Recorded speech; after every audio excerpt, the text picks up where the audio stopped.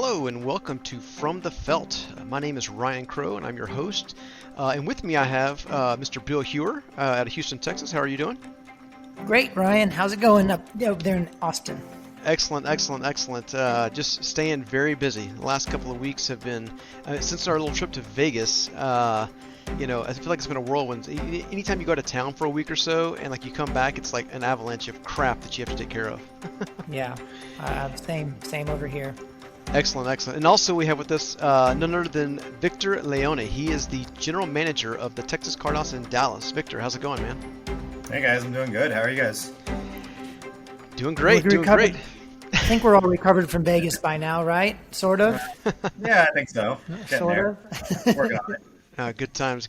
Yeah, so for those of you listening, we typically go out there once a year with a lot of our senior staff and just have a good time at the World Series of Poker. This year we were able to go out there with the Global Gaming Expo happening as well. So we got to do both in one trip, so that was a lot of fun. So a little poker, little peeking into the future of gambling, but had a good time.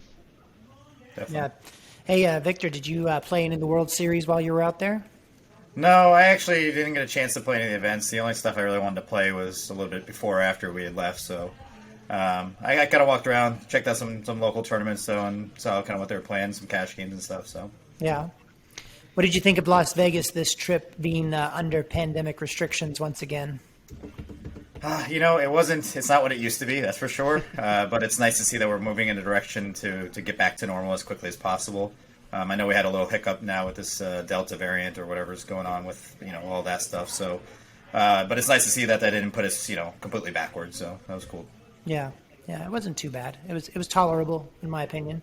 Ryan, what did you think? Did you was it business as usual for you, or were you a little turned off by the restrictions that they had at the casinos? Look, anytime I leave Texas, I mean, God bless Texas. I forget that people are still wearing masks everywhere, and so every time I go to the airport or anytime I go to another state, it's like masks everywhere. So I get it. I do. I mean, everyone can do their own thing, but man, it sucks going back to it after you're used to not wearing them anymore. So I was when we got to Vegas, like it didn't even occur to me that you had to be wearing a mask inside all the time there. It kind of blew my mind when we landed. I'm like, wait a minute, what?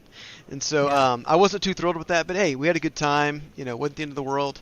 We did it for a year. I mean, going back and doing it for another couple of days isn't the end of the world. But look, I get it. We want to be safe.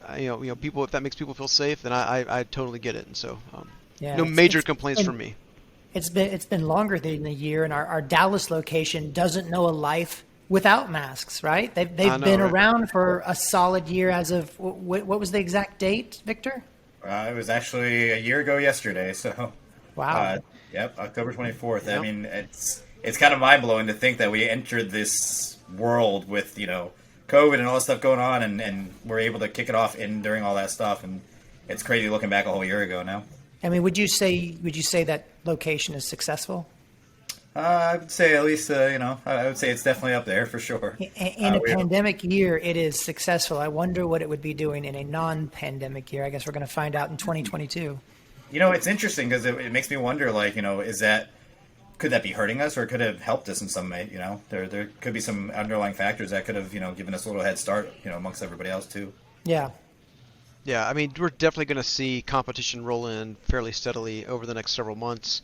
I think from our perspective, the ability to expand in the Dallas market is important as well because we're essentially at capacity on a lot of nights and a lot of evenings, and so that's something we're actively working on, both at the current location and other locations. And so I'm excited about just the future of poker in Dallas, and so I know there's a lot of things up in the air right now as of the last week or two, and we'll probably delve into that a little deeper in a future podcast. But I mean, we couldn't have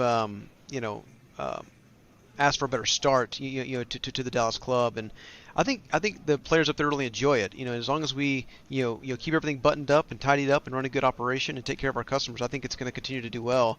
But let's don't be naive. Like there's going to be 10, 15 clubs in Dallas in the next 6 months, and the whole key there is making sure that people are enjoying playing at our club and not going and leaving us for the competition. For sure, yeah, I definitely agree with that. So what did you do for your 1-year anniversary at Texas Card House Dallas, Victor? We just threw a bunch of money around, just gave it away. all of it. How much did you give away?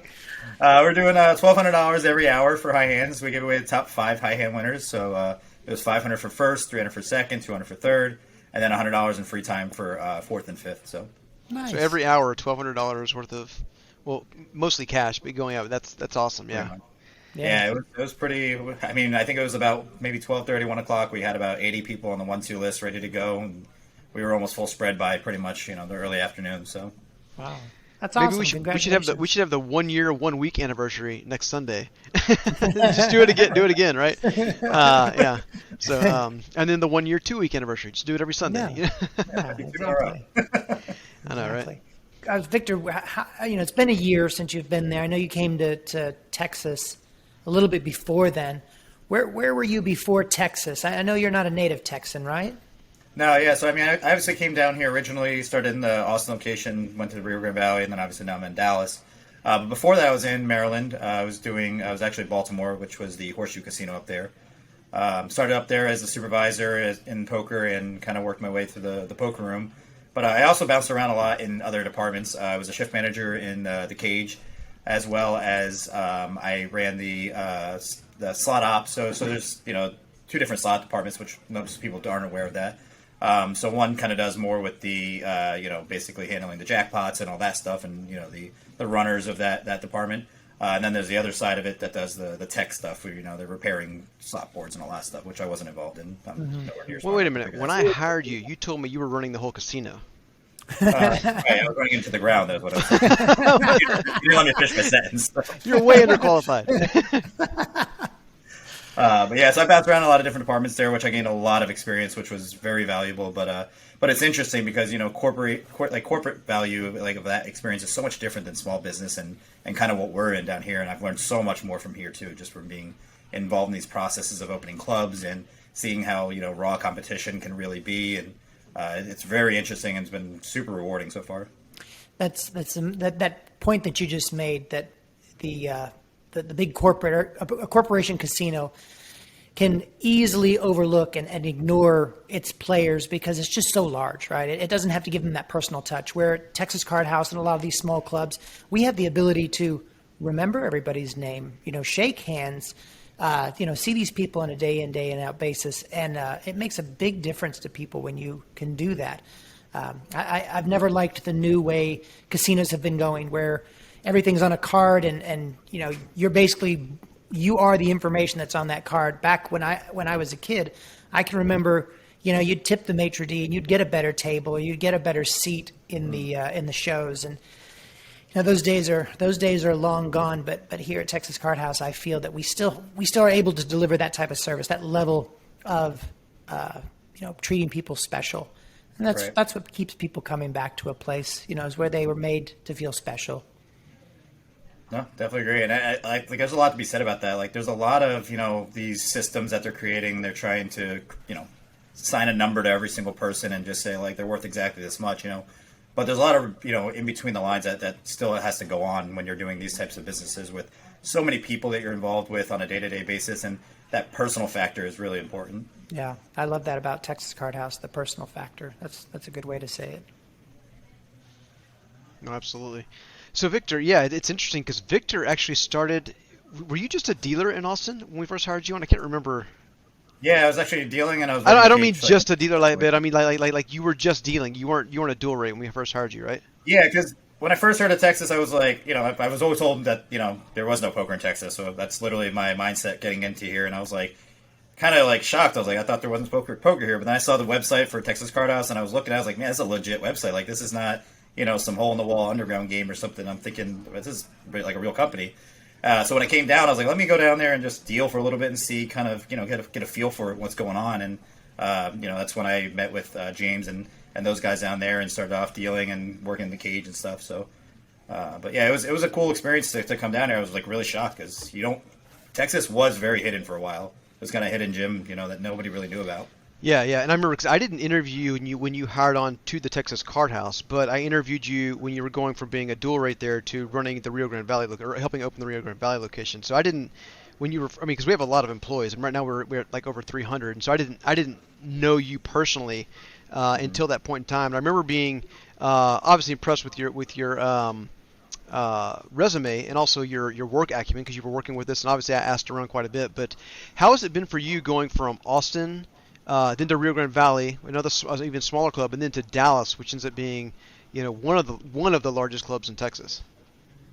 Yeah, that's a good question. It kind of blended. I didn't really. You don't really take when things are moving so quickly, you don't get a chance to stop and like take a step back and say like, wow, I used to do this, now I'm doing this.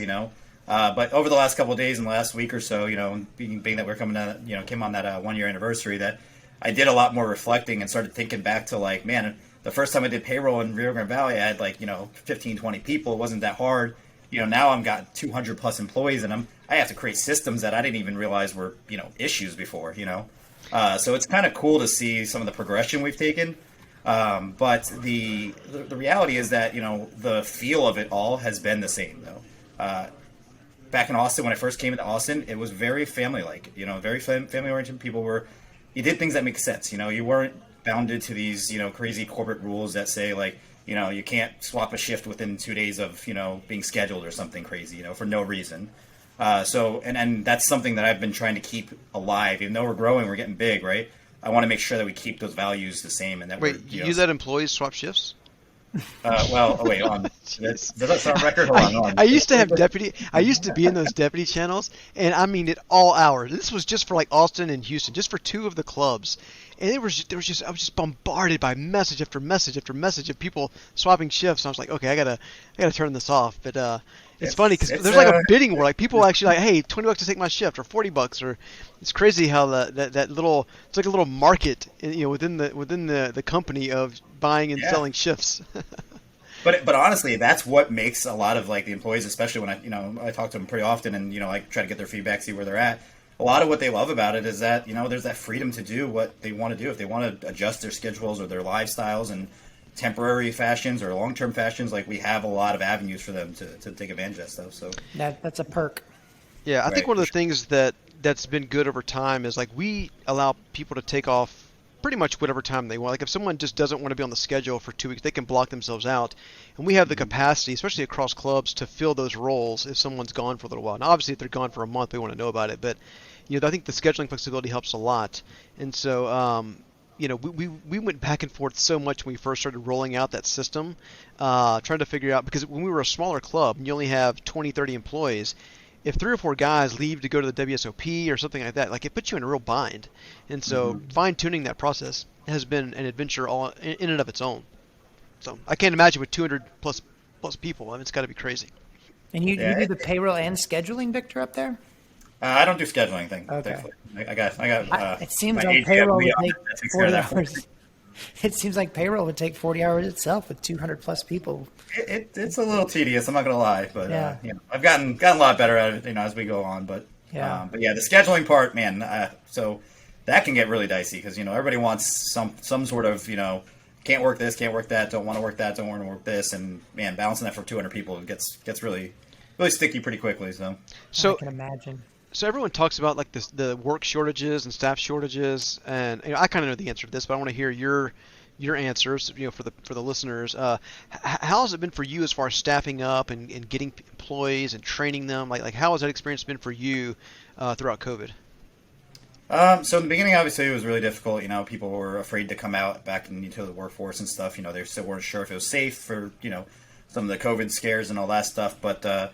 The reality is it's gotten easier and easier as time goes on. Like, in the beginning I was a little worried. I was like, man, it's tough to find, dealers or floors or any of these, cashier positions or any of these, other auxiliary positions that we have that run the club. And the scarier part was, it's like, as we started getting busier, were we going to be able to keep up with that? And, because as we got busier, we need to keep more staff there, but we also need to keep them trained as well, right? Yeah. And that means more personal meetings and more, group gatherings. And back then it wasn't as, it was a lot scarier to bring people into a building. But I think we're at a point now where I feel as if we are more than properly staffed. And I still see a lot of these other places having staffing challenges. And I think it's going to take a big kind of wake-up call for some of these bigger companies or even some small companies even to realize like you have to treat your staff right to get them to want to work. Yeah. And I think that we do a very good job at that. And I feel like we we have a very good open line of communication for our team so that they can kind of discuss and express concerns or any of that stuff so that we can make it a fun place to be at. Has there been much pushback for the employees that aren't vaccinated about wearing the masks? I know we've been requiring that, so I just didn't know if there's been any pushback on that front. Not really. I mean, I still think that it's a hot subject regardless, but for the most part, I think that everybody understands, like, look, the goal here is not to be political about this or to, question anybody's views on any of this stuff, but it's really just to make sure that everybody stays safe. And I think that most of the staff, if not all the staff, really understands that very well. Yeah, and I think for those of you that don't know, I mean, we essentially just rolled out a little program where essentially, we don't require our staff to go get the vaccine, but if they do, we essentially pay them $150, like a little bonus. So if you get vaccinated after your second shot, very similar to what I think some of the airlines did. We just kind of adopted that. We thought it was a good policy, and so hopefully, for those that everyone that's gotten it and that gets it, essentially get a little bonus. So I think that's going to help, quite a bit as well as far as getting people to kind of take that leap to go and get the vaccine. Yeah, definitely. Another perk at Texas Card House. Victor, are you hiring still? Are you still looking for dealers? We're always hiring. We won't turn away an application or anything like that, or discourage anybody from doing so because, every once in a while, we're going to need a position, and we have, some great talent that applies, and if we have a position for somebody or a spot for somebody that's really going to bring this, that next level of kind of experience to our team, we want to find a spot for them, right? Because our goal is to staff with as many good and great employees that we can find, because that's what really keeps us going, Yeah. And so, can we always give a brand new full-time, fuller position to as many people apply to? No, obviously not. But, if we can find something that works for that person as well as us, then, we try our best to make it happen. I mean, I'm sure all the locations are hiring. So if you're not in Dallas and listening to this and wanting to deal for Texas Card House, you can go to our website, texascardhouse.com, and submit your application. Absolutely. I want to know about the future now. I saw on social media, I believe it was Facebook, you had a post, and it may have been just today, about new tournaments announced, and you had a little bomb on there. Is there a bomb pot tournament coming to Dallas soon? Yes, by a lot of demand that we've been getting for it. It's funny because we actually did that in Austin a while back, and I had to deal it, and I was like, man, this is crazy. Like I didn't even know what a bomb pot was until I got to Texas. I didn't even know what they were saying. I wasn't sure if they were saying bomb or bond or what they were saying. And it's funny that we're doing this tournament now, and it's something I really feel like, I don't know if it really originated in Texas or not, but if it did, I mean, it is a Texas thing. Like bomb pots are just, people love those things. So let's just say it did. Yeah, we're definitely going to try it. The first year we've been doing pretty standard tournaments, but this next, round of tournaments that we're going to introduce, we want to start introducing a little more diversity in our tournaments, a little more fun tournaments, a little bit more serious tournaments.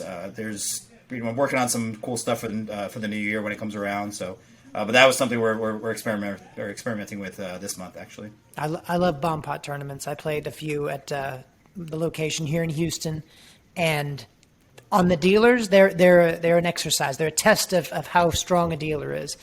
But they are so much fun, and nobody really takes them too seriously. They just like to get in and cross their fingers, and that's how you play just about every hand. It's a lot of fun. I love them, and I know it'll be a huge success up there. For those that don't know, do you want to go ahead and just give them a walkthrough of what a bomb pot is? Because there's probably a lot of people that have no clue what you're talking about. That would have been me. But, definitely. So basically, bomb pot is just you're basically skipping pre-flop action. Everybody's throwing in an ante. You're going straight to a flop. In some fashions, it's just a single board. But in most fashions, I think in Texas specifically, it is actually you do two boards. So double you're going to board do bomb pot. Yep. Yeah, so it'll be a double board bomb pot. You'll see two flops, two turns, two rivers. The action is the same once you get to the flop. Everybody antes to get to the flop, and you go back to betting the normal way, whether you're playing PLO or Hold'em, whatever it is. And then it's a split pot game. So the best hand on the top board gets that pot, and then the best hand on the bottom board will get the other half of the pot. Yep. And are you guys doing PLO bomb pots or Hold'em bomb pots for your tournament? PLO, yeah. So most of our bomb pots are PLO bomb pots at this point, even through the cash games and stuff. But very rarely will you see a Hold'em, but they do come up every once in a while. Yeah, so like even in Austin, like they'll be even on a Hold'em game, they'll play, and then each round they'll do a PLO double board bomb pot, even on the Texas Hold'em game. Yeah, that's pretty common there. Yeah, in Austin they were doing Hold'em bomb pots pretty routinely when I was down there. I'm sure they faded away from that. I think the PLO gained a lot of traction. But I actually like the Hold'em bomb pots personally better than the PLO. Anyways, I feel like they're easier to play. So. All those cards kind of confusing. They're definitely Yeah, I easier to can't play. count that many cards anyway. Yeah, Hold'em bomb pots are definitely easier to play. I have lost so much money on those PLO bomb pots. I love them. I still love them. Yep, I'll still play them every time. Yeah. What's your buy-in on your PLO bomb pot tournament, or do we know that yet? I don't know that we posted that yet. I could be wrong. I know we were doing it today. We were discussing it earlier, but it's going to be right around the 200 to 300 range. Okay. I saw your teaser, and I knew what you meant by it. It was a great teaser on social media, but I had to ask to see if my senses were right on that. Sure, definitely. Anything else coming up in the future? Where do you see this next year going for Texas Card House Dallas, your location? I mean, we're going to keep going with our big tournaments every quarter or so. I want to see. When's your next $2 million guarantee tournament, or when is that? I'm trying to find a way to make a $2 million guarantee as soon as possible. So, and in the $1 million, we got so close. We're 1.8. I mean, if I had maybe 2 more tables, hint, we could have maybe got there. But I know a guy with a bunch of tables. If you need tables. Yeah, I think I know this guy. Yeah, yeah. 2 million. Has that happened in Texas? I don't think so. Nobody's broke 2 million yet, have they? I'm not sure if they did. It wasn't a lot of them, and None of the I know Houston that we clubs? got up there. None of the Houston clubs broke it. I thought for sure one of them would have by now, but I don't know. I think there was an announced tournament, but it hasn't happened yet, so it's not official. Okay. There's but I a mean, few that could have done it, but I think what I mean is, has there been a prize? I know they didn't guarantee it, but has there been a prize pool touch $2 million yet? Has that happened? I say no. Okay. I don't know. I don't. Yeah, I don't think so. Okay. I'm going to I research feel like that. there could have been. I don't remember hearing it, but I know that there's been some big tournaments because Texas. Absolutely. Just gets huge results, Yeah. so. Yeah. Okay. Well, yeah, that's something we should do. I mean, we should try to get. Victor, do that. Let's do that. Let's do that. Yeah. Victor, do that. I know. As I'm asking that question, he's looking at me, going, "Can I do that?" So, I know exactly what he's thinking. That's why I asked you. But I think so. So right now, I think we're looking to take down some more space in that shopping center, and that's going to give us a lot more tables that we can, support bigger tournaments. And so I think that once we're able to do that, we're definitely going to be targeting some of those bigger ones. And I have no doubt that we'll in the near future, probably in 2022, hit a $2 million prize pool in Dallas. I would be surprised if we didn't. Well, that makes perfect sense. Since it's 2022, then you should be doing 2 million. There you go, of course, right? As far as Dallas goes, I would say that it is the 4th location of the Texas Card Houses, and you're right, it's very unique that it started in the pandemic. One of the things I think that's very interesting is it was the first club of its type in Dallas, and it's one thing that kind of goes unnoticed by a lot of the players is it took a solid 2.5 to 3 years to get that club open, and I don't think people realize that. Like I say we loosely. I was in Dallas working with lobbyists, attorneys, and stuff back in 2018. And I have emails and stuff of all these people that we were talking to, and it's crazy to see it go from that to where it is today. And I think that I couldn't be happier with the way Victor's run the club. I think he's done a fantastic job. I think that the Dallas market is huge, and it can support multiple clubs of our size, and it probably will, in the near future as competition comes into that market. But I just want to say thanks to the Dallas community. I think that the players have been fantastic. Most of the officials that we worked with have been great, and it's been a tough road getting it open. But good things come to those who wait and who are patient and take their time to get it open the right way. And so I think that the future's bright for Dallas. I think that there's a lot of things that are kind of brewing, in Dallas right now that we're going to have to navigate through. But ultimately, I think that the Dallas market is going to be exciting. It's going to be exciting to see it grow over the next couple of years as more poker rooms come in and different things happen in the city. Yeah, well done, Victor. I mean, you've taken on a real challenge and you've made it incredible. It's we always love listening to our Monday morning meetings and we get to brag about Dallas, and then we have to hear from the other 3 locations. I'm just kidding. I'm just kidding. Everybody's doing great. Texas Card House has a strong brand, 4 locations, and Ryan, we're looking at a 5th location, 6th, 7th? Where does it end? We're looking at a lot of different ones. It's just not easy. The places that we're typically looking at are places where there's no other clubs and it's hard to get in the market. So, but it tends to, it tends to pay off in the long run. And so, we were trying to get into Fort Worth. We've been trying really hard for a long time, almost as long. And recently, a lot of the work that we had done there got unwound by some other clubs. Trying to go in and not really paying attention to what they were doing and lobbing grenades all over the place. And so a lot of the headway we'd made in Fort Worth just recently got kind of pushed back on us. And so it could be a while. Let's put it that way. We got to be patient. The key thing is it's all about relationships in those markets and getting to know officials and letting them see who we are. The good thing is we have a club right there in Dallas that people can go and visit. But even with that, it's proving to be quite the challenge. And so, yes, we're looking at other locations. A lot of big announcements coming up over the next 6 months to a year as far as the Texas Card House, and even locations in some of the other cities that we're currently open in. So we're excited about that, and hopefully we'll continue to grow and provide people with a fun place to play poker. Yes. Victor, tell the audience where, those who are listening who have no idea there was a Texas Card House in Dallas, tell our listeners where they can find you, how to find you, where you're at, all that good stuff. So, we're right off the highways, so 635 and I-35. It's a pretty known location, San Moon Plaza. Obviously throw in Texas Card House in Google. If you're anywhere near here, it's going to take you straight to us. But yeah, we're on 11834 Harry Hines Boulevard. We're in Dallas, Texas. We're great location, easy to get to. Plenty of stuff nearby. Plenty of parking. We've got everything's in this area. It's a really great prime spot for it. Lots of compliments of where we chose our location, and a lot of people were like, "Man, did you guys strategically know that it was going to be like this great, centerpiece of everything?" And I was just like, I assumed that Ryan and the team over there did a lot of research when they were choosing this spot, and so far it's panning out to be a very good choice. So it took Excellent. A long time to find the right spot. A long time. That was one of the challenges. We had to find a spot where no one was going to oppose our use, not just the city level, neighborhoods, businesses. And so the key there was Sam Moon and those guys. We actually had them come down and visit the Houston club. They loved it. And once we won those guys over, it made it a little bit easier. And so, we had a pretty good sense that geographically within Dallas that was going to be a good spot. Being in this area for now over a year and a half now, I'm not sure, there was a better spot to pick at this point, to be honest with you. Well, excellent. Well, thanks, guys. I know this has been a fun little recap of the first year in Dallas. Thank you, everyone, for listening. Obviously, we're going to be following up with a couple more podcasts. We may even dive a little deeper into Dallas in the next one. There's a lot of things brewing within the city and their stance on poker. So that's definitely something that we're going to dive into a little bit more, as well as a lot of other topics. And so really excited to kind of be back.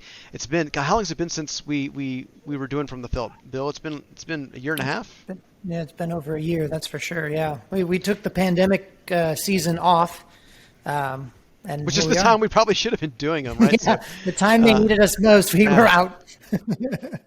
We're going to also be talking about the upcoming Texas Card House Poker Cruise that's happening next year in March. That's one of the topics that are coming up, so make sure you look for that launch and listen in. Absolutely, that'll be a lot of fun. So looking forward to that, and that's in March or April of next year. That's in March. March. That's right. Excellent. Well, excellent. That'll actually be my first cruise. I know it'll be mine as well. First time on a cruise ship. Wow. Well, there's no better first time than a poker cruise because you can get easily bored on a regular cruise, but when there's poker, there's always something to do. Yep. That's awesome. Excellent. Well, thanks, guys. I appreciate it. Bill, Victor. Until next time. Any last words or anything before we sign off here? I do want to say one thing, and really, it's shout out to all the players in Dallas. I've been in this poker world for quite a while, and I will say that I've never seen a poker community so just dedicated to the game. These guys are really just class. Top of the line. A lot of these guys come in day out, play all the time, and I've been around a lot of poker players and a lot of poker communities before, and this one's a tight knit community, and it really is enjoyable being in this area. Oh, that's great. Shout out to you guys. That's thank Texas. You all. Awesome. Well, thanks again, guys. It's been great, and I will see y'all next time.